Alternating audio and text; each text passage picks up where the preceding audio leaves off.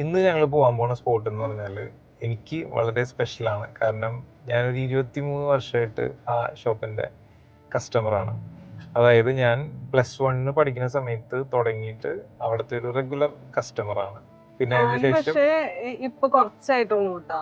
അതെ, അതിനുശേഷം സിംനക്ക് ഒരു പ്രാവശ്യം ഞാൻ വാങ്ങിച്ചു കൊടുത്തു. അങ്ങനെ സിംനയും അതിന്റെ ഫാനായി മാറി.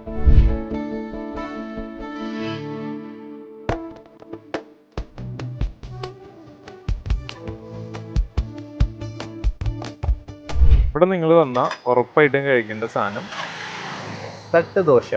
ഇങ്ങനത്തെ ചെറിയ ദോശയിൽ സാമ്പാറും ചട്നിയൊക്കെ ആയിട്ട് ഈ ഒരു ടേസ്റ്റ് ഞാൻ ഉറപ്പ് പറയാം പറവൂരിൽ നിന്ന് വേറെ എവിടെ നിന്നും കിട്ടാൻ പോകുന്നില്ല കേട്ടോ. ഇതാണ് നമ്മുടെ നടേശൻ ചേട്ടൻ. നടേശന്റെ തട്ടുകടയിലായിട്ടുള്ളത്. ഞാൻ നടേശന്റെ പേര് വിളിക്കണമെന്ന് വിചാരിക്കരുത്, ഞങ്ങൾ തമ്മിൽ അത്രയും ബന്ധമുണ്ട്.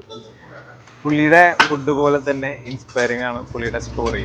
പുള്ളിക്ക് 2 പെൺമക്കളാണ്. ഈ 2 പെൺമക്കളെയും പുള്ളിക്കാരൻ പഠിപ്പിച്ച് ഡോക്ടറാക്കി.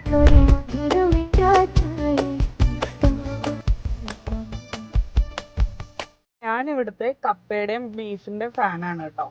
പിന്നെ ഇവിടുത്തെ ബീഫ് 100% ഹലാലാണ്. ഒട്ടുമിക്ക ദിവസങ്ങളിലും ക്രേവിങ്സ് തോന്നുമ്പോൾ ഞാൻ നേരെ അച്ഛനെ വിളിച്ച് പറയും, എനിക്ക് കൊണ്ടുതരും. ഭയങ്കര ഇഷ്ടമാണ്. നിങ്ങൾക്കും തട്ടുകട ഫുഡൊക്കെ ഇഷ്ടമുണ്ടെന്നുണ്ടെങ്കിൽ ഉറപ്പായിട്ടും വന്ന് ട്രൈ ചെയ്ത് നോക്കുക. ഇതിന്റെ എക്സാക്ട് ലൊക്കേഷൻ വരുന്നത് നമ്മുടെ പറവൂര് PWD ഗസ്റ്റ് ഹൗസിന്റെ നേരെ മുന്നിലാണ് കേട്ടോ. ബൈ.